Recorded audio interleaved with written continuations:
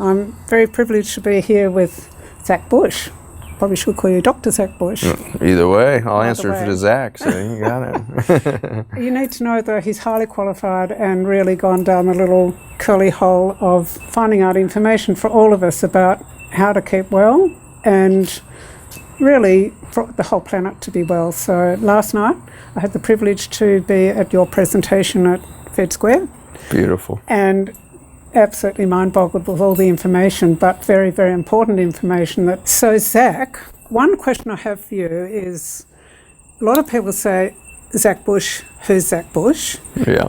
And I'd like to know from you, who is Zach Bush?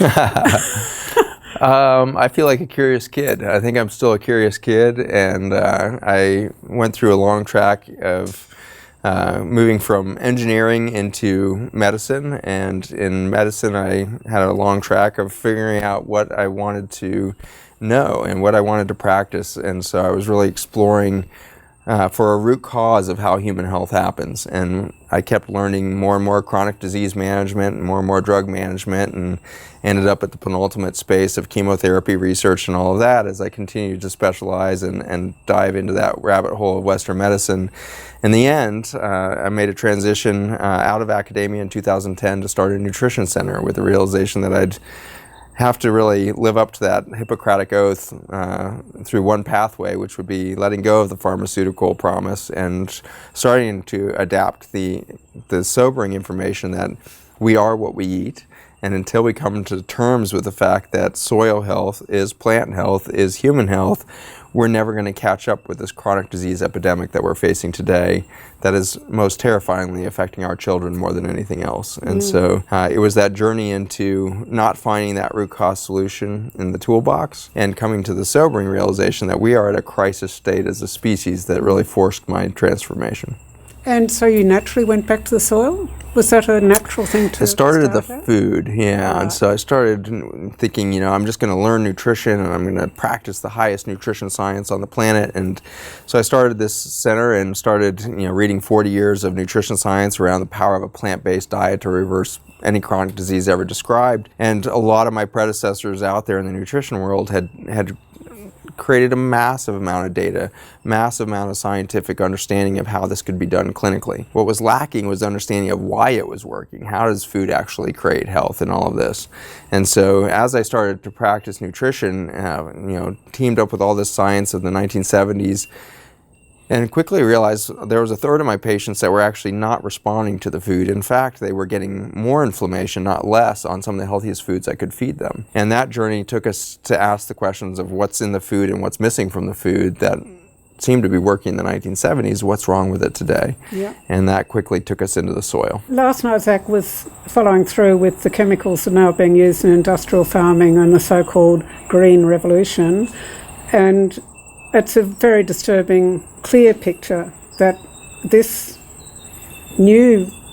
wasn't new, but the industrial farming, I call it industrial farming, it's actually just using heap of very unfriendly inputs to grow plants, because the big message is yield is very important, and people have overlooked the fact of how you're going to get that yield, and it's costing farmers more and more, and they're putting more chemicals into the soil instead of actually standing back like the new wave of farmers are doing and looking at, well, I really want to connect with my farm and really have that whole feeling of well-being when I'm on my farm, which farmers are really missing now. Most farmers, a lot aren't, but people are now seeking to restore that relationship with the whole ecosystem. And this is what Zach's actually, his figures are showing, that it has grossly affected our lives, our health, and when you haven't got good health, you can't really feel on top of the world. So it's very, very important what you're doing and your message.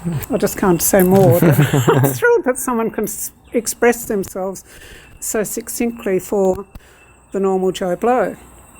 Succinctly could be argued. I think my wife would say that I am one of the most long-winded people she's ever met, and my children would certainly second that. So, as succinct as I can possibly do in my verbiage, I do. But it is a joy. It's a joy because there's so many people around the world that are doing it right. They are doing regenerative farming. They are taking care of their soil. They're creating extraordinary biodiversity and nutrient density and doing all the right things.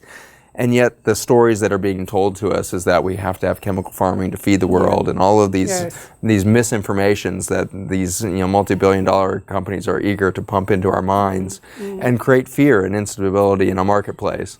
And so we are very overjoyed that the science has revealed deep truth, but the solutions are already at hand, and in fact have been practiced for 30 years around the world in different little niches. And it's exciting because we haven't found an ecosystem that hasn't been farmed successfully in a regenerative fashion.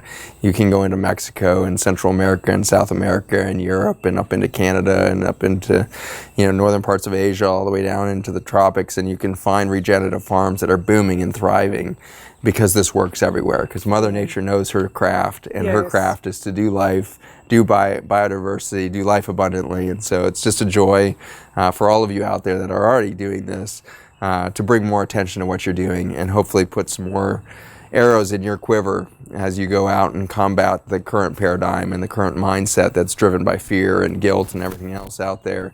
The message of hope is powerful, and I hope that you all feel empowered to keep doing what you're doing, and we're just so grateful to what you guys have done for the many decades that you've been committed to this message of there's an alternative that functions even better than the chemical industry can bring, and it's about biology, it's about nutrient density, and so I just honor you for your journey, and really appreciate the attention you've brought here. No, thank you. And it's a joyful community. No doubt. Thriving, joyful community. Who doesn't want to participate in that? Exactly. So we could close there, but I do want to just ask, and we actually didn't say we're here at Yost Backer's beautiful ecosystem he's created. It's just fabulous little piece of I hope you could get some good B footage of this to splice in there, because this property is the perfect microcosm of what we've been talking about the last couple of days, which is here's a property that was devastated through chemical farming, and 12 years ago Yost moves here with his family and they start planting biodiversity, and it's from the trees to the bushes and shrubs down to the vegetables in that massive garden out back. And that biodiversity has created a thriving soil ecosystem here that is just resilient and resistant to infection and disease because it strives at such level of strength. And so this property is just an abundant example of not just what farming can do, but what home care can do again. We all as consumers need to start to take the opportunity to re-engage the food system, not by just shopping organic foods at Whole Foods. We need to go and actually grow real food again to remember the promise of Mother Nature's abundance and how she will nurture and care for us through the ups and downs of the ecological changes that will be natural to the planet. She has answers to that in her regenerative capacity. Totally. I mean, so complex, no one can really repeat it or anything else. That's what we say, let Mother Nature do her job. Well, the other thing I wanted to ask you was about your the health fraternity, the people you work with. How many people are actually affected by what's your relationship with how doctors hear you, and how easy is it for you to have those people understand where you're at and support you, or have you got a growing band of people? Absolutely, yeah, and it's very much like the agricultural scene. It's the same companies that control our education. So it's Merck, it's Pfizer, it's Bayer. These big pharmaceutical companies control the farming education, and the agronomist who goes out and teaches those farmers how to craft their chemical mixture. It's the same pharmaceutical reps coming through our hallways in our offices to teach us this chemical modality.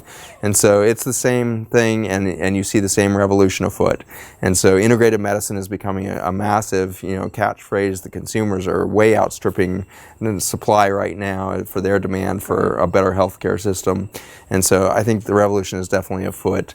The Academy for Comprehensive Integrative Medicine in the United States is now 4,000 physicians from around the world now participating in this network. And so you can see these groups starting to really take hold and change the dialogue in the pharmacy and pharmaceutical industry as much as we're seeing it in the farming industry. Yeah, and so that's also appearing in the courses, the uni courses? Absolutely. Absolutely. Yeah, we're just starting here in Australia with the first Regen course. Yeah. And but up till now, the people learning agriculture have had very little of the biology. Yes.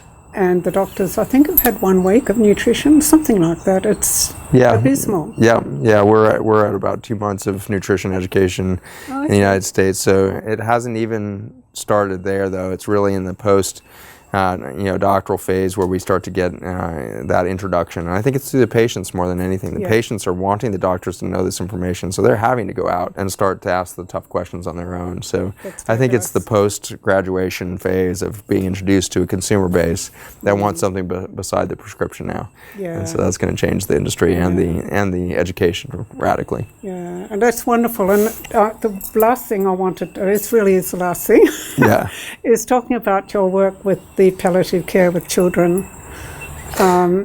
It's such a beautiful thing to have a doctor who cares so much and working with children, and it was pretty hard to hear that the advances being made in making the children happy and everything, but nothing with the real treatment with children. So could you say just a small, well, you say whatever you like. You might want to talk for an hour. Well, I'll try to make that brief. The hospice environment is very amazing, whether you're dealing with an adult or a child. As the human being comes close to that veil and starts to be able to peer through the veil and cross back and forth in those last few hours or weeks of life, we get a glimpse of what we really are. And these children are absolutely massive light beings, just as the eldest in my clinics and hospitals at 105, when they're crossing the veil, it's the same beauty that I see in a 5-year-old crossing the veil, is that we are these expansive light beings that are, for a moment, given the opportunity to animate these physical bodies. And I think we do that on purpose to have a physical, finite experience. And so life is finite, life is short, and for our species, the end is coming fast if we don't change our behavior. And yet, I have this confidence that whether we go extinct in the next 70 years or we transform everything and stay to play for 70,000 years in the future, irregardless, we're going to see the rise of consciousness happen. And the children that are coming into the world right now on these tragic journeys of autism to cancer to massive depression, suicide, these pathways are lined with a soul that's on purpose showing humanity, showing the world something of the need to change consciousness, to rise in our awareness, to wake up and see the world for what it is. And so I see through my hospice work a constant reminder of life is short on purpose. We have a short amount of time to grab it by the marrow and suck life to its fullest and experience it at the deepest level. And too often we're diluted and we're numbed out and we're just not experiencing it. And so we treat each other as if we weren't in that moment of finite glory. And we forget to respect one another at the full level. And so that's a snapshot of that experience. And it gives me a reminder to tell all of you how excited I am that you're here right now. 7 billion people on the planet. And I think it's glorious that we're all here together to share something of this effervescent moment of life together on purpose, showing up here to explore what can we become never imagined before. Can we really transform? Can we have our metamorphosis moment and see our children grow into a co-creative responsibility and relationship to Mother Earth instead of the consumptive behavior we've all been engaged in? Well, thank you. And on that note, I'm going to ask Zach for a hug, because that's how you keep your immune system healthy. That's how we keep our immune system healthy and pass on the light. This is good. Thank you. Oh, it's such a joy. Thank you for having me. Wonderful. Thank you. Best of health. Yeah, thank you.